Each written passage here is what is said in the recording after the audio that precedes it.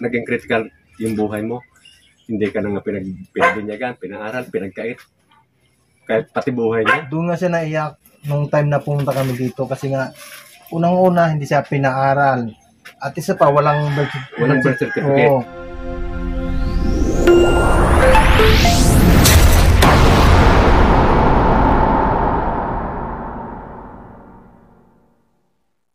What's up guys, mga kalingap? Sa mapagpalang araw at hapon sa ating lahat, mga kaibigan, mga kalingap. Meron tayong pupuntahan dito sa Barangay Bunga. Dito po sa purok na ito. Anong purok ito, be? Kalimutan ko na anong purok ito. Pero basta makita ninyo kung sino yung aming pupuntahan ngayon dito. Para ma-surprise natin yung isa sa mga na-scout natin dito sa lugar nito.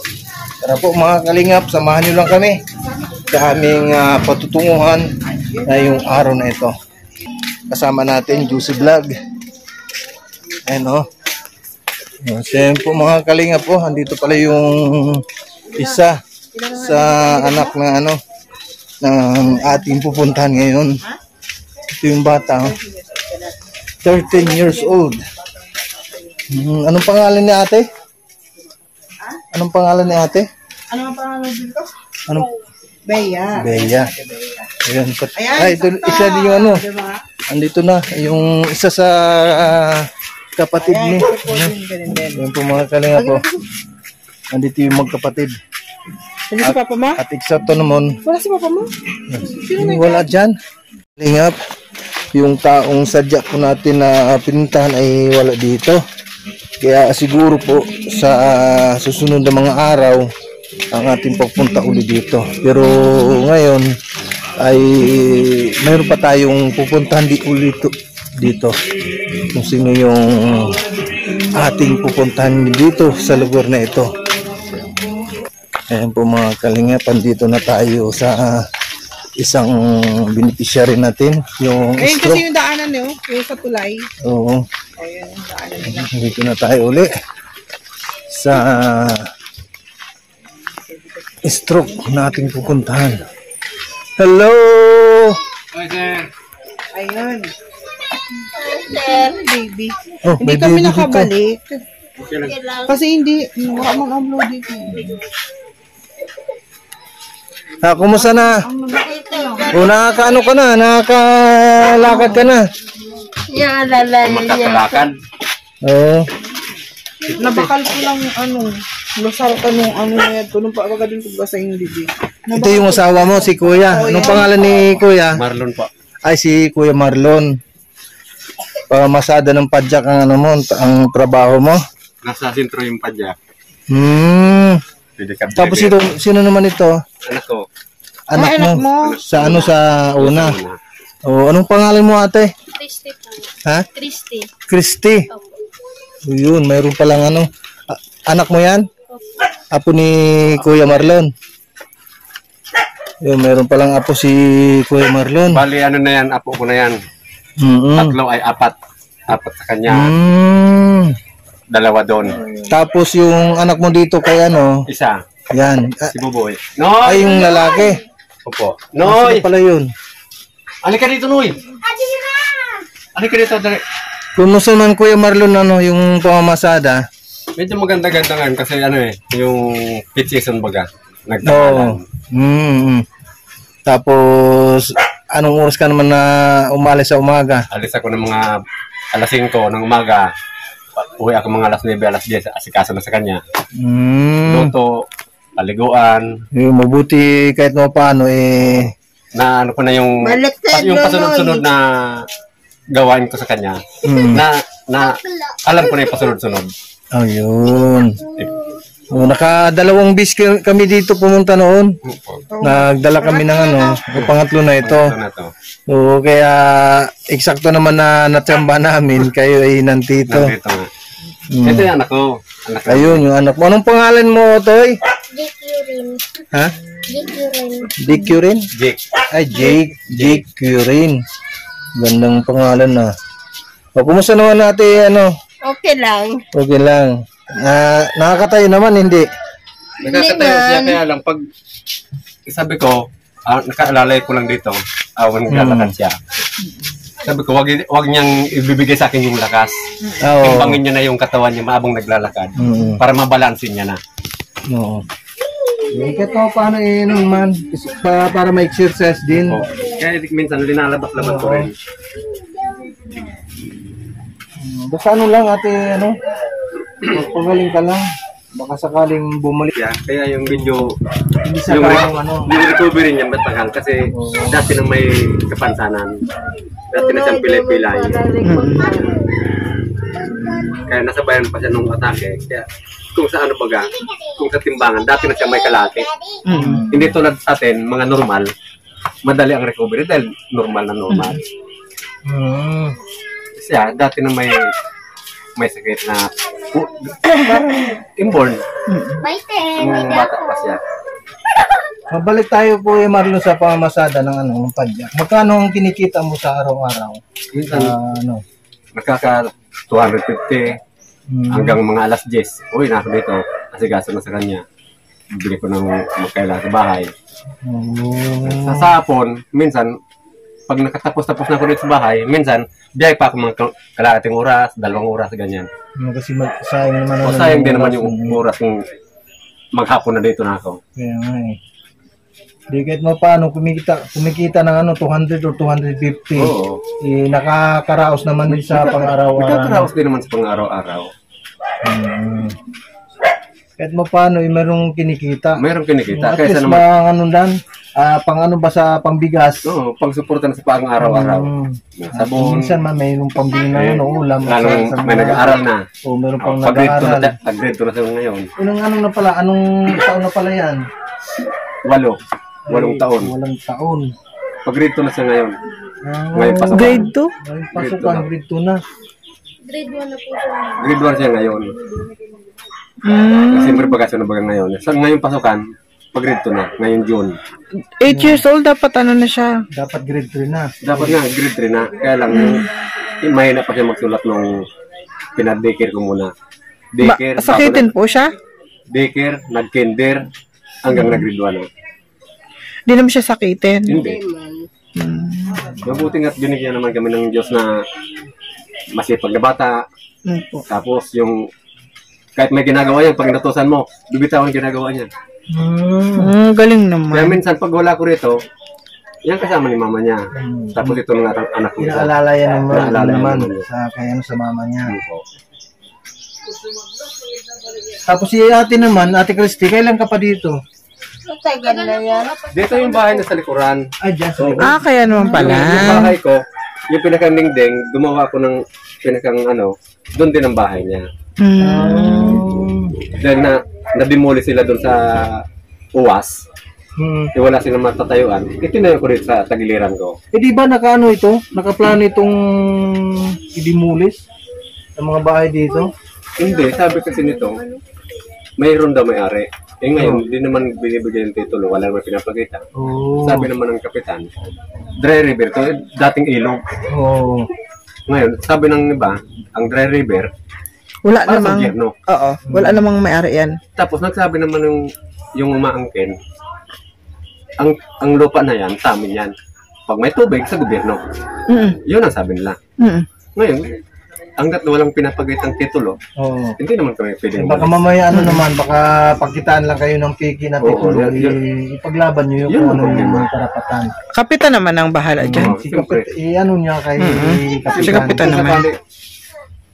Paalisin kami rito, may tinanong man nga akong attorney isa.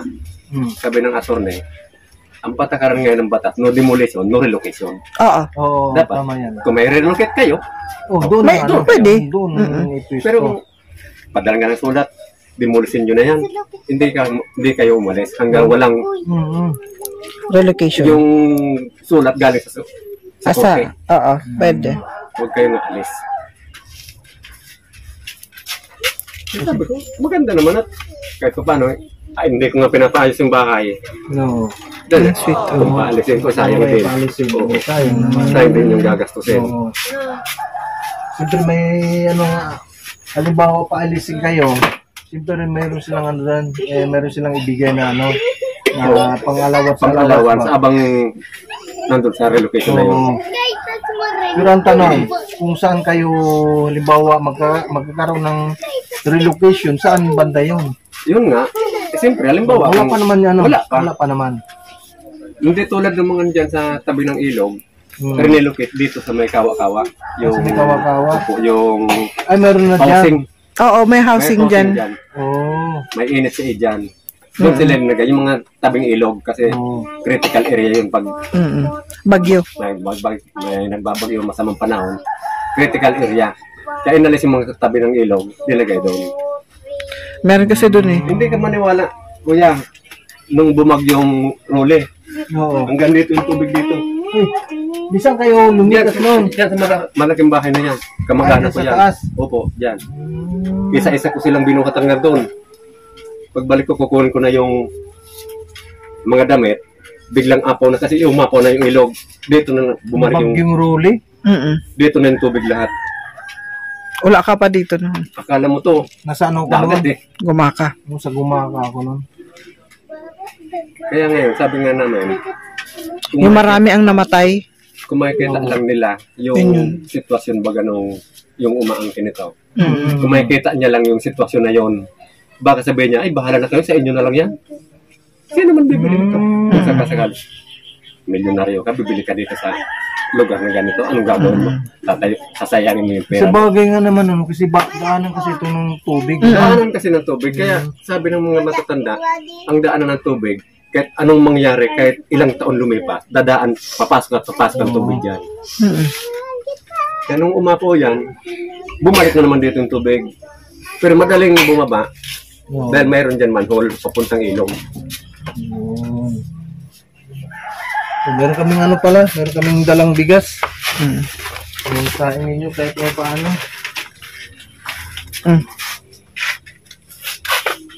Itong gamot, ate Pinabibigay ni Ma'am MBHR. yun. Pang ano din, Amlodipine at saka amlodipine losartan. at saka losartan yan. Minsan nga sabi nga niya, na-hospital siya, nag-critical yung buhay niya, hindi man lang pumunta kahit isang kamag-anak.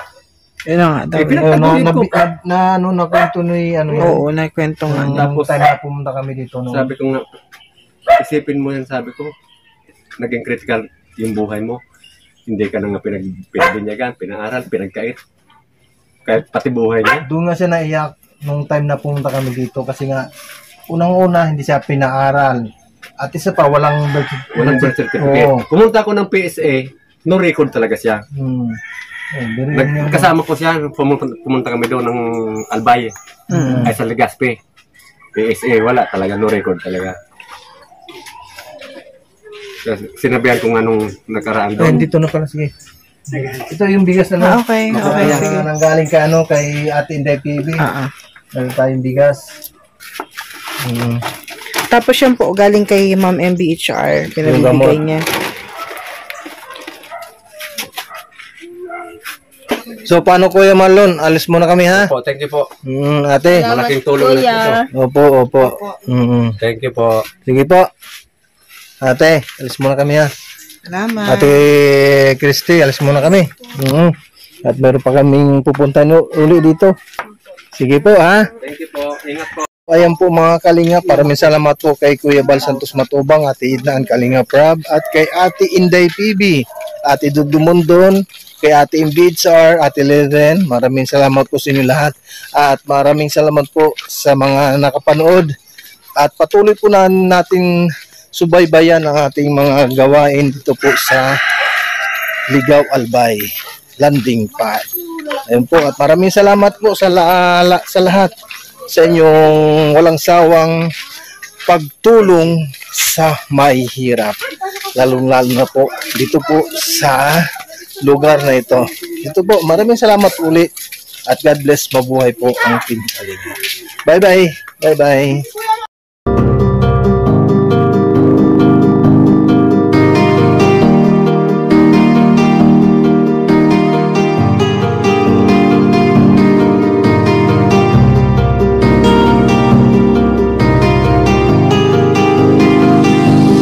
sa inyo, lagi nandyan siya at mag-aabot ng pag-asa. Kahit gano'ng kahirap kakayanin para lang makapagpasaya ng kanyang kababayan na lubos na nangangailangan. May kalinga po kayong kaibigan at palagi niyong masasandalan. Minsan di nagdalawang isip na tumulong, kung kinakailangan nandyan siya at hindi umuurong. Basta para sa inyo kahit maputik ang daan, hindi niya alintana para lang makapaglaan, makapagpasaya ng mga taong nalulumbay. Nandyan siya at magbibigay ng kulay. May kalinga po kayong masasandalan at kayo ay tutulungan. Kaya huwag kang mag-aalala, meron kayong masasandalan. Siya si Kalinga. Para sa inyo, lagi nandyan siya at mag-aabot ng pag-asa. Kahit gano'ng kahirap kakayanin para lang makapagpasaya ng kanyang kababayan na lubos na nangangailangan. May kalinga po kayong kaibigan at palagi niyong masasandalan. Isa ka sa ginawang instrumento ng ating Panginoon upang tumulong sa mga taong nangangailangan. Di ka napagod at di mo sila sinubuan. Salamat sa lahat ng sakripisyo mo. Ang iyong pagtulong ay laging bukal sa puso mo. Lagi sa hirap at palaging nagsusumika para makatulong sa mga mahirap. Lagi niyong tatandaan, may isang taong maglalaan.